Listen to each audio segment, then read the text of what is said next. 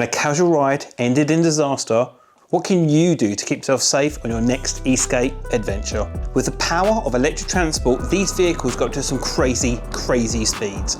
In this video, we're going to highlight the essential safety gear you need and some top tips that I have learned from my 5 years of electric skateboarding. If you take one thing from this video, this is the importance of wearing a helmet. With the speeds of electric skateboards going over 70 kilometers an hour, safety is no joke when you're protecting your noggin. There are many different ways in which you can do this, and I'll give you 2 options that I use personally. First is with a half lid. This kind of helmet would be suitable for someone who likes to wear sunglasses when riding and does not expect to ride at excessive speeds, and is more for like a casual ride. Now, if you want to upgrade your whip, you might want to consider something like a full face helmet. This is a Ruroc. This is for a serious rider who doesn't want to settle for anything else but the best. And this is made for motorbikes, so you know this is designed to take a real bashing. I find with a full visor, it allows me to see really clearly and eliminates wind when riding, which can cause some impairment at higher speeds. So let's talk about gloves, and you simply can't go wrong with Flatland 3D gloves. Now, these gloves feature a unidirectional flexible wrist plate, which slows the movement in one direction but not in both to keep your wrist protected. A lot of the time when people fall, they normally reach out to grab something, which could result in the breaking of your wrist. With this feature, it's so important to help support your wrist in the situation of a fall. They also feature the NOx system, which has been used in motorcycling for a very long time. These plastic parts act as sliders, eliminating the grab effect and prevent scaphoid injuries, which are notoriously painful and slow to heal. Also, being fingerless, it means that you can keep a tactile feeling in your hand whilst holding something like an e-skate remote, so it has that benefit as well. So let's take a look at the latest spill and talk about what happened.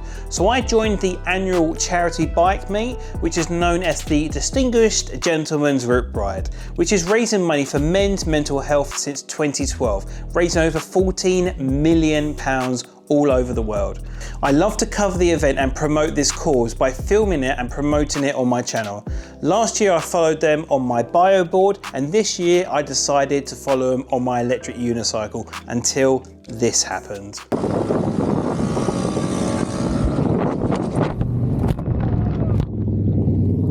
Now, if you look back, I must have run over like a nail or something, because it resulted in the inner tube instantly going flat and throwing me off, and luckily throwing me into a ditch and not into oncoming traffic. Now, normally when I'm doing these high speed rides, I would wear something like a protective jacket, but unfortunately due to the really hot heat in the UK on that day, I wasn't. But lucky enough, I walked away with no serious injury except for smashing up my Insta360. Now, this is where Beyond Riders have answered the call.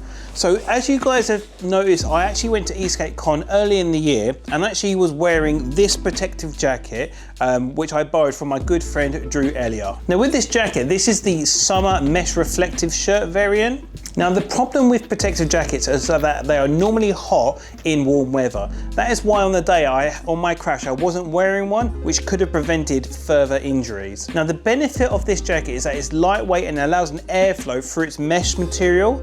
And if the jacket can handle the blistering heat at Vegas, it can definitely handle any tropical condition. With the highly visible reflective material on the shirt's upper section, it enhances your visibility during evening and nighttime rides. This jacket also comes with level 1 or level 2 protective pads inserted into your chest, back and shoulders and elbows, which will keep you protected in the gnarliest of spills.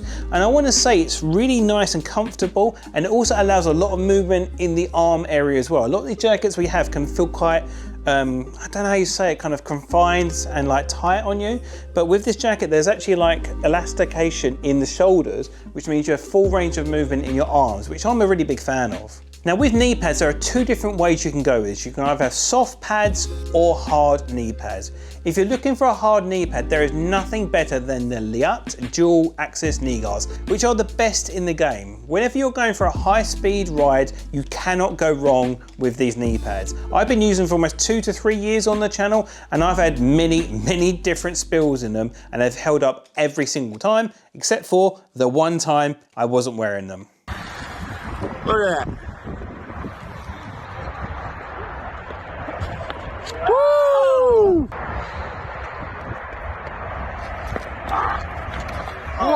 landing full split. Oh, What's good about these is they feature a dual pivot system for each side of the knee, which gives you a natural knee movement for the best of comfort. The combination of the absorbing foam covered by a hard shell chassis fits perfectly due to its secure and comfortable strap-in system. And these knee pads are super easy to take on and off, which is a really big plus from me. Now, the other way you can go is with the IXS Safety Guards. Now, I actually have featured these on my channel already, so if you want a bit more information, that will be in the description below. Now, these pads are soft and they are developed for mountain bikes. So once again, there is testing in another demographic to show that these pads are designed to take a real bashing. What's good about these pads is they are super compact, so they're easy to throw in something like a backpack. So if you're going for a group ride, you haven't got to wear your knee pads for the entire ride, which would be a downhill benefit of a hard knee pad. With these soft knee pads, you can just simply throw them into your backpack whenever you don't need them. So if you're going on a train or a bus, take them off, put them in the bag, and then whack them on when you're ready to ride, which I think is really good about a soft knee pad. I find I use these pads mostly for an off-road riding setting or in really hot conditions due to the sheer maneuverability of these pads. And I hope that gives you a couple options to figure out what's best with you with the knee pad situation. So here are a couple top tips I have for you from my years of e-skate. Now, one thing that people don't talk about is wearing eye protection or sunglasses. Now, this is a really simple and cheap way to keep sunlight out of your eyes and reduce wind resistance when you're going at those higher speeds. With sunglasses as well, they also reduce glare, improve your vision and comfort in bright conditions. I also like to use AirPods or some headphones when I'm riding. I use these mostly for something like Google Maps or taking phone calls when I'm out riding, which happens quite often. So it enables me to not get my phone out, quick button, hands-free, and I can continue my ride without being distracted by having my phone out when someone's talking to me. So I think that's a really nice top tip along the way. I also have something similar on my Ruroc as well, which is the Pack Talk Mobile, which is also really good for group rides because you can daisy chain that intercom with other riders to keep communication between each other in those larger group ride settings. So there's some hints, tips and tricks I've learned along the way with e-skate to keep myself safe. So I hope you found something that will help you along the way to keep yourself safe. And always, guys, remember to wear a helmet. Always got to keep yourself safe with these gnarly rides. You can't send it unless you're safe. So that wraps up this video, guys. If there's any other products out there that you'd recommend to keep yourself safe that you've bought yourself, please put them in the comments below. Drop a like if you found this video informative. And as always, guys, stay safe, stay shredding, and I'll see you guys on the next one. Peace.